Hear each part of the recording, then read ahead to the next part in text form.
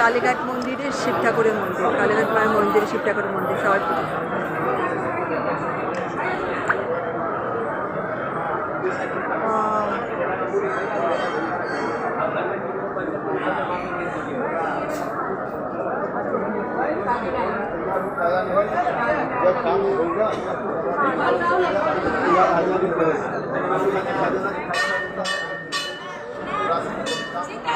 নমস্কার করেছেন ভোলানাথকে? তুমি ইয়ে করো। আমি করেছি নমস্কার। হ্যাঁ ভেতরে দাঁড়াও দাঁড়াও দাঁড়াও দাঁড়াও, এখানেও কি লাইন আছে? হ্যাঁ এখানেও লাইন।